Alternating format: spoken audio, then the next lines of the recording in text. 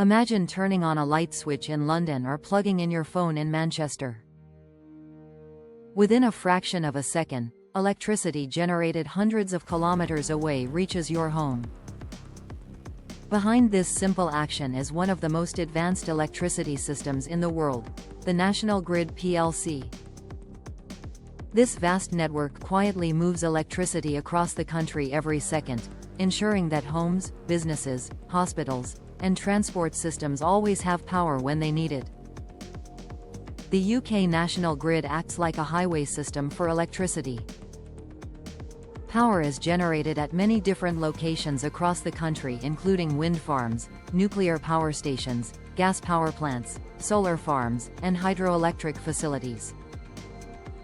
Once electricity is produced, it enters the national transmission network, where it travels through high-voltage power lines that stretch across the countryside and cities. These lines operate at extremely high voltages, typically between 275,000 and 400,000 volts, which allows electricity to travel long distances with minimal energy loss. Electricity moves through several stages before reaching homes. First, power plants generate electricity and feed it into the high-voltage transmission network. Then large substations reduce the voltage to safer levels.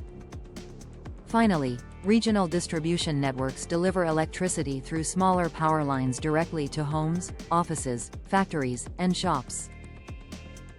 When someone switches on a light, boils a kettle, or charges a phone, electricity flows instantly through this network. One of the biggest strengths of the UK electricity system is how responsibilities are divided among different organisations.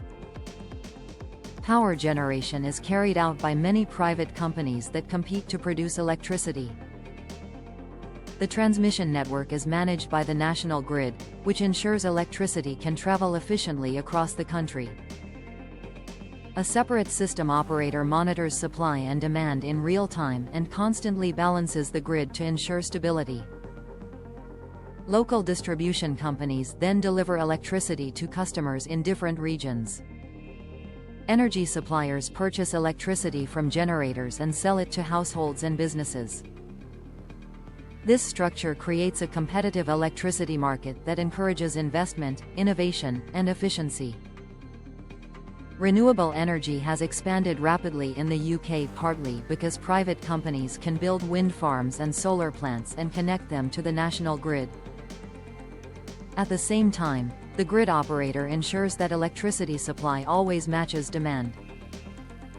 If millions of people switch on appliances at the same time, the system operator quickly increases generation to maintain stability and avoid power outages. Sri Lanka's electricity sector has traditionally operated very differently. For decades, the entire electricity system was controlled by a single organization, the Ceylon Electricity Board. This organization was responsible for generating electricity, transmitting it across the country, distributing it to consumers, and selling power to households and businesses. This structure is known as a vertically integrated electricity utility, where one organization controls the entire supply chain. Sri Lanka generates electricity mainly through hydropower dams, coal-fired power plants, oil-based thermal plants, and an increasing amount of solar and wind energy. Transmission lines operate at lower voltages compared to the UK, typically around 132,000 to 220,000 volts. While this system has powered the country for decades, it has also faced challenges including financial pressures, limited investment capacity, and occasional electricity shortages. Recently, Sri Lanka has begun exploring reforms to modernize its electricity industry. The goal is to separate generation, transmission, and distribution functions, creating a structure more similar to electricity markets in countries like the United Kingdom.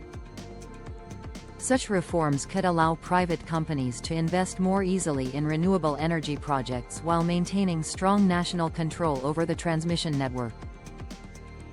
Adopting elements of the UK model could bring several benefits to Sri Lanka.